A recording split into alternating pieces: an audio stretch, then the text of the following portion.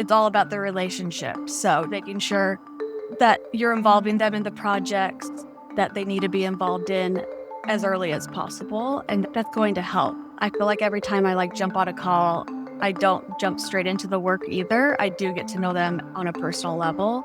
Oh, you like Jurassic Park? Hey, nice shirt. Let's talk about that. I could talk about that all day. Or, hey, Harry Potter wand in the back. Let's talk about that. So Right. just treating them like humans first. So it's all about that relationship building. And I feel like that's where I've been able to build those relationships. So when I ask for, hey, can I get Jira admin access? They're like, yeah, let's do it. Welcome to the WorkOps Podcast. In every episode, we dig into one story, a process that went sideways, a system that just didn't work, and what someone actually did about it. It's packed with practical lessons that you'll want to bring straight back to your team. This podcast is brought to you by Kinfolk, the AI service desk built for HR. I'm your host, Jeet Mukergi, and with that, let's dive in.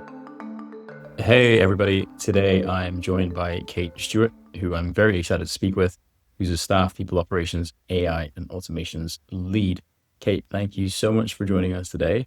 Before we jump into things, can you tell us a little bit about yourself and how did you end up choosing people operations? Yeah.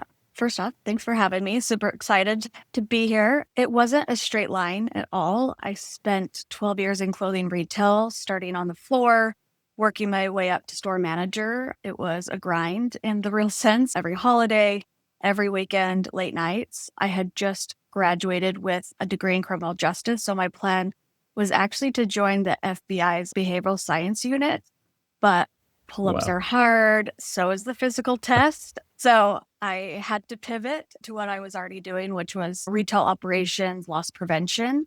There's a lot of systems thinking behind that work. It just clicked for me. My husband was in retail too, and he ended up making a move, got a job as an SDR at a tech company.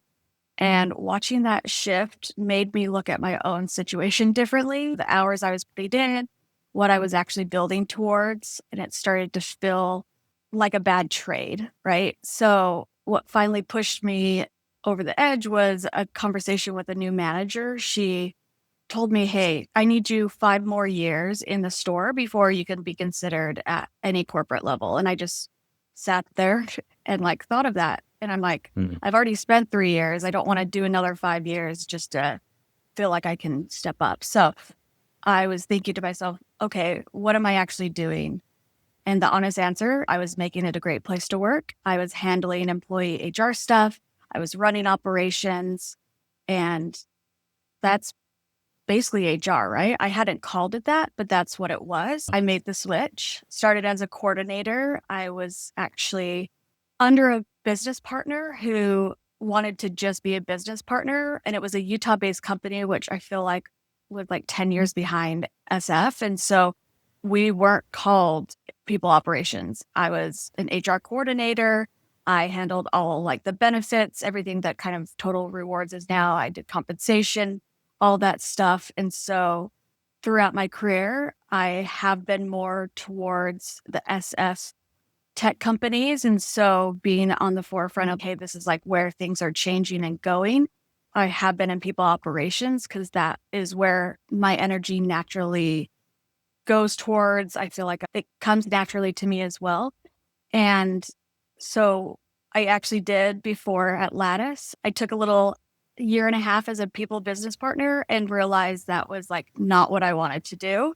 I actually ended up doing most of the people or the operations for the team, but my energy was being drained by all the coaching, being in all of these meetings all the time. And so I was able to realize, hey, I want to go back into people operations. And so that's where I've been and really made my focus. And the past 2 years, I've really been building up my AI and automation skills. I joined Women Defining AI, which is an amazing company for anyone who hasn't heard of it. Look them up. You could pay the fee for the year and you can go from basic automation chats to full-on production if you have a business that you're running, things like that. So I jumped into that and found systems, tech, all that was very easy for me. And I'm also neurodivergent. And so I can also see things, find the root cause, see 20 steps ahead, things like that. So all the little puzzle pieces coming together, and that what like the AI and automation does, building the workflows, finding that root cause. Okay, this is the pain point. We're moving forward. So finding this current role where the entire time I'm working on AI and automation has been really amazing because 40 hours a week, I'm doing AI and automations. Yeah, sometimes I get thrown, hey, can you help us with immigration or these other things? But most of the entire day, I am stuck in a workflow through Workato, through Glean, the things that we're working on. And I don't have a second job. So it makes it really easy. It's very different than in my past where I've had to balance both roles. I've had to be people operations. I have 2 immigration cases going at the same time. Someone's benefits, they didn't sign up for them. So you're working through that issue. New Right. hire, we have 20 people starting. Oh, I also need to build this automation on the back end. So having to balance that both. So this role has changed that to where I'm only doing this, which is really nice. That's awesome to hear. And women defining AI, I'm going to tell my wife about that. Thank you for sharing that. I'm sure some folks on the call are like, hey, this sounds really exciting. You can spend 40 hours of your time a week on AI and automation. And it was really interesting to see your job title. It specifically has AI and automations lead on it, but it's still attached to people operations.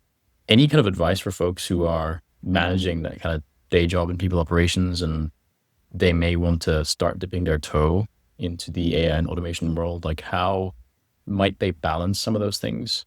Yeah, I think it all does start with curiosity. You have to have the curiosity, and there's no time for anyone in people operations to take few minutes to do a class, a training, or things like that. Women Defining AI actually does 5 to 15-minute lessons each day. So that really built for me almost a habit of, hey, am I looking at newsletters right now? Am I looking at a course or a training? Sometimes even on a Friday where my brain has been so deep in APIs and workflows that I need something light. And so I actually do spend a little bit more time on like learning and development days. So I think just having that curiosity, taking 5 to 10 minutes out of your time, start signing up for newsletters. That was a big one. And it's just if you're going for the PHR test, I was spending at least an hour a day studying while at work. And so I was like, if I'm doing this for my company, they could also help pay for it like while I'm doing this. So I was very intentional by taking that time, carving out that hour, putting myself in a room and just focusing. And so that the same thing, like wherever your energy is in the day or not, then put that time just to be like, hey, I'm just going to go read some news articles, see what's going on, maybe do a little test, things like that. Nice. Nice, Kate. On the show, we do typically talk about a particular dysfunctional process or system that's been bugging you. So would love to hear what's your story for us. Yeah. So I'm at a global tech company. We have about 450 employees and we're scaling fast. So hiring was moving quickly, which meant decisions were also moving quickly. And the infrastructure to support those decisions was not keeping up. One of the things that is foundational to how a company operates is the job architecture. You have the approved list of job titles, levels, teams, sub-teams, and it drives everything downstream. Finance, cost setters, comp bands, IT provisioning, all the systems access you need on day one. So if that list is wrong, everything that depends on it is also wrong. So the process that we had was a 3-person informal chat. The hiring manager submits an offer with the title and level of what they want and what they think it needs to be. Then you have the recruiting coordinator that posts that rec. The HR specialist is catching anything off when the new hire gets entered into the HRIS. So you have 3 people with 3 separate touch points and not really a single owner.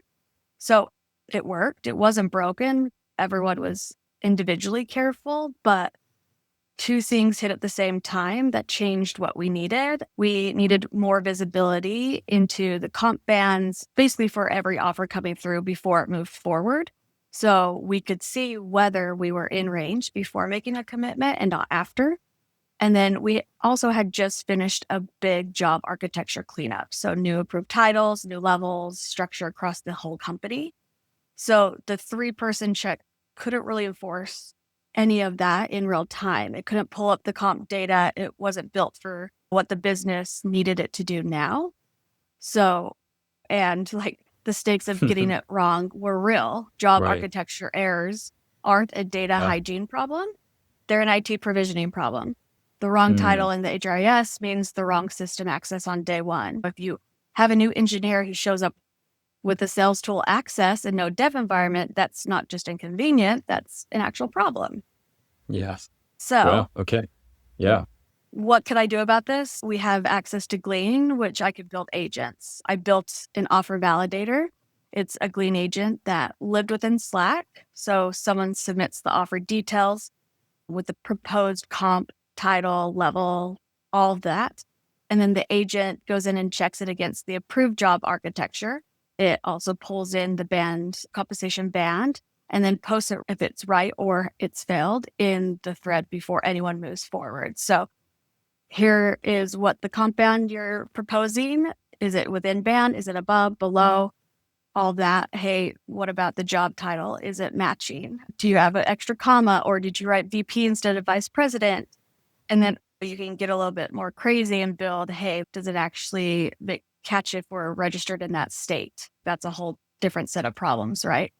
But that's what I wanted to do at first, was just give that visibility and help everyone understand, because recruiters weren't in the job architecture project. They're at the end of it. And so the end user, this is what needs to happen. They don't understand that. So having something help them understand this is what the new job titles are, so that we can actually make it flow all the way through the employee journey from hire all the way till they get hired. I think having this agent was one touch point, that one source of truth. The coordinator and the HR specialist didn't each have to hold a piece of the puzzle at 3 different stages anymore. And I didn't speed up the 3-person check, right? I just replaced what the 3-person check was. Those people weren't doing the same job in sequence anymore. The agent was doing one job once at the right moment. And that worked for about 2 months. And then it didn't. That sounds like an amazing start. What happened at the 2-month mark? There was, as much as I love Slack and everyone loves Slack, they made an update on the back end that ended up breaking how Slack worked with Glean that we had, which I've also had other previous products in the past. Whenever Slack has made an update, it breaks a lot of different things. So this ended up it stopped accessing the sheets that it was pulling from. So I tried to fix it. I tried to tighten up and clean up the agent prompts, instructions, but no matter what I did, it wasn't using the sheets as data source anymore. So I opened up a support ticket with Glean. Hey, can you escalate this? I need help.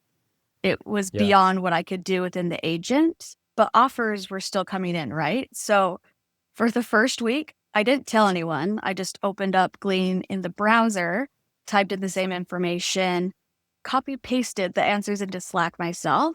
So it was the same outputs, same channel, but it was just me manually in the background. I literally became the agent, right? I thought I could cover long enough that nobody would notice. But after 2 weeks, when it still wasn't resolved, I had to come clean. So I had to flag it to recruiters, say, hey, I am taking this out of Slack because I ended up losing credibility because it wasn't working anymore. It was still responding to some of the tags, but giving those wrong answers, which it's a liability, especially if you're doing new hires. You have compensation data. If you get that wrong, is very bad. So with that, I knew I had to pull it out to not have that credibility dip any further than it was, because it was actively hallucinating. Instead of a no answer, people were getting a confident wrong answer, which is worse. A silent agent is confusing, but a hallucinating agent is that liability. So I had that choice of leave it in the channel and watch it keep eroding that trust, or pull it and be honest that it's not going to come back until the issue was resolved. So I did pull it, sending a message, hey, this is how you use the fallback, what to expect. So it's not something you want to write about, right? When you build something, I'd rather say, hey, look how amazing this agent is. It wasn't Right. working. And I'd rather have to say that and have people verify than have them trust something that isn't ready. Yeah. The secret's out of the bag now. It That is. you were the manual agent, the human agent behind that. What's really interesting there is like you maintain the quality there. And it kind of sounds like, yeah, regardless of how much automation you have, you need to still keep an eye on it. And if anything, people now have higher expectations. Is that kind of what you saw? Yes. When I pulled it, the recruiters didn't go back to the old 3-person check and still fine. The bar had moved. They had Yeah. one verified answer in the thread for a few months. And that manual fallback was literally the same process as it always was. And it felt wrong in a way it never did before, because automation doesn't lower the bar for what acceptable looks like, right? It raises it. So when Yeah. that thing breaks, you're not back to your old baseline, you're below it. And that's the part that no one really prepares you for. Yeah. How do you move forward after that? And it's an amazing behavior shift that you've enabled, where people are like, this is the new normal and this is how it should work. And why are we moving backwards? So that's really great to see. What we've seen in from a few of our guests and from other folks that we speak with is that there is a tendency to go back to old behaviors. Oh, I'll just do this thing manually, or oh, I'll just quickly answer this question, even though I've had the same question 17 times and maybe I should build an agent to be able to answer that question. How did you build that behavior? Is the key here that what you put out of the gate has to be perfect so it hooks people in when you build that agent and when you get someone to engage? Or did you build it and you were like, hey, let's iterate on this, let's see if it works? Like, how did you get folks to that level where they embraced it so well? Yeah. I am like a maximizer and a perfectionist. So Okay. I always have come through and been like, whatever I'm producing and sharing out is 100% ready to go. I've thought of everything and nothing's going to break. And this role has really turned that upside down, where I have to be okay. V1, this is okay, because as I'm building something, I'm like, oh, I should do that. Oh, I should do that. But that's also like project scope creep, right? It's going to, Mhm. there's so many things that you could continue to build upon, but it wasn't within scope. And so I've had to really fight the urge to continue building onto it. And it's like, hey, what they need right now is this and this. Once that's built, share it. See what questions people are asking, what the feedback you're getting, how it's actually working, how people are interacting with it. And then I'm also at the same time iterating on B2, adding those extra things that I've thought of, or, oh, this actually popped up. Oh, I didn't think of that. Let's add that in. So I have had to switch from that perfectionism to iteration, because if not, it would be months before I could throw something out and then something would still end up breaking. So get it out there, test it out, and make iterations upon it is like what I've found to be the most, like the best path forward. Right. And I'm sure folks are curious to hear, like, practically, how do you go about capturing that feedback and then putting that feedback back into the loop and then communicating out to folks saying, hey, we built this together with your feedback, and managing the expectation loop there? Is it like a Google form, or how does it work? Oh, I would love if people actually filled out the form, but everyone's too busy all the time. So I feel like I always set up these like Slack workflows or something to like, hey, if you have feedback, let me know. But no one ever does that and it gets forgotten. So I usually do almost like a 30, 60, 90 day like check-in. Hey, how's it going? But I'm also actively monitoring like the channels that it's in, looking at the execution logs, making sure everything is like firing off exactly how it's supposed to. Is it answering correctly? I'm doing the thumbs up, thumbs down to train the agent. So after seeing that, I also join team meetings. Hey, how's this going? What's working? What's not? And really having to pull it out of them. But usually after every project, 3 months later, I'm like, hey, how's it going? Pulling people into a quick 30-minute meeting to cross-functional stakeholders. Hey, what's working? Okay, great. What's not? Great. What's our next steps? What's our next iteration? Nice. You're like a product manager for people ops, AI, and automation. I think that comes also from Lattice, where I was HR for an HR tech company and Right. everything was like I was building things for what customers would end up building, which I was the customer, right? And so I had to think from that product standpoint for sure. Very cool. So it sounds like this is probably one of many agents that you have built out and are building out. What's coming next for you? What's the next big piece you want to tackle? Oof. Onboarding right now, we're like doubling in size, which is incredible. I think it has the most potential more than anything to work on because it touches more teams than any other process. You have the hiring manager, IT, the employee, people ops, finance. Every one of those handoffs is a place where something could go wrong, get delayed, or even just feel impersonal to the person on the receiving ends. Right now, the native integration between Ashby and Rippling is 4 fields: sign-on bonus and manager, location, but like not even title or the 40 other fields we have to fill out.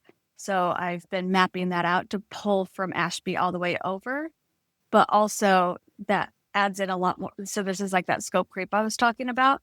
I was like, we just had someone rescind an offer and change a start date. And so how can I verify that all of these automations are going to pull in the right people?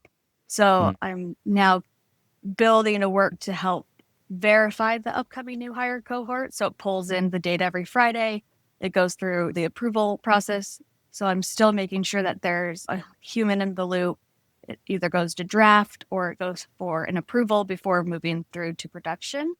So yeah, starting up with that. And then obviously it's, okay, what do we do with the managers? And then after that, you go globally. US is really easy to piece together, but then, oh, wow, we're in 10 other countries. What do they need for benefits? What do they need for tax compliance? And so it just grows, but starting small. And then again, those iterations, seeing how it works in the US. Now let's focus on the managers, now going out. Interesting. That sounds very exciting and complex. And you mentioned managers a couple of times. And what feels like the manager experience that's so important? And why does that kind of feel like a gap for you to fill?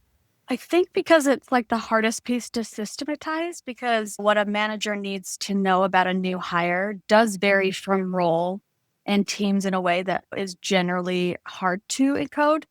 And there's no clean template for it. Plus, we are scaling so much. And so we want to make sure that they have been given the tools and resources to get people in the door, ramped up fast enough so that we can start producing things and getting it out to our customers and selling it. So that was like a big focus behind that of what do you need in your role to make it easy for you to onboard people and get them ramped up. Nice. What do you feel is like the success metric for you for that kind of onboarding flow? How do you know when you're done to a level where you're like, okay, this is working as expected? I feel like it's like never done. There's always like, I honestly have 10 additional things and then you have to like keep iterating on it. So even though you're done after a year, it's technology is advanced. What else is there? Success metrics. So the first one is with the Ashby to Rippling. It was our coordinator was probably spending about 30 minutes per new hire. And so it's down to less than 5 minutes because instead of having to fill out all of those fields, now it's coming over automatically and they're just reviewing it and pressing forward. So being able to remove them from that process to focusing on, oh, we need to update our new employee handbook or these other things, or we do need to revamp the content of onboarding. That's a success metric for me because they're spending it less on the administrative and more on the strategy, making it feel like it's a great place to work, getting people energized, coming in, things like that. That's awesome to hear. And I'm really glad you brought up that point because I'm going to ask you a potentially spicy question, which is that with the work that you're doing, you're freeing up time for folks and you're freeing up capacity for folks to focus on higher impact work, let's say, or more human work, let's say, because the other stuff is also high impact, like you need data to flow through for laptops to ship and that kind of thing. If you look 2 to 3 years out, do you see the same size of the people team at organizations that are then scaling because of AI? Do you see an increased size or maybe a decreased size given the work in AI and automation? That is a really great question. I feel 2 to 3 years, there's a lot of people that I've talked to in the HR world that still haven't even implemented AI. I feel like they haven't made that switch. And so it's hard to say in like 2 to 3 years, but you're going to have the people who are like engineering it.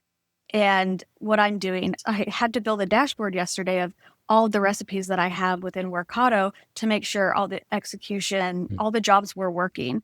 So that does take a little bit more. Yes, that's my job, but I have to do that for all of the integrations within the system as well. And because this role is actually so new that even IT is like, oh, wait, you're like really technical and we're not really used to that. I'm used to an HR team that I have to build everything for. And so I feel like I'm still navigating through this role. And I know I keep seeing roles popping up of, hey, I need AI automation, digital transformation, and CPOs are merging with IT. So I think there's a lot of things we have to go through and work through before, I guess, navigating to, before we see like what the outcome is going to be.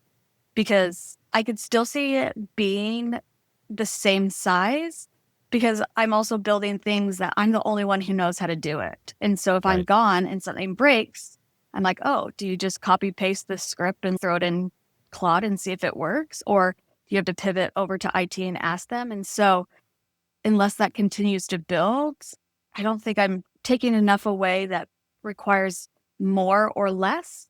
There's always just something else that it shifts to. Yeah, I have never heard of a single business where they're like, hey, we're going to not do more anymore. We're going to do less because we've automated stuff. There's always opportunity and capacity to do more, right? And you hear that phrase of you either grow or you die. There's no kind of in between. So it feels like with more AI and automation, there's actually going to be in some ways more to do. And yes, it may be more human stuff. And to your point, there's going to be roles that is orchestrating the layer and making sure the agents are working correctly, which is a lot of your remit. It sounds like also IT is really supportive of your role, and it's been refreshing for them to have someone in another team who is technically minded and can support the build. That isn't always the case in other companies from what I'm hearing and seeing.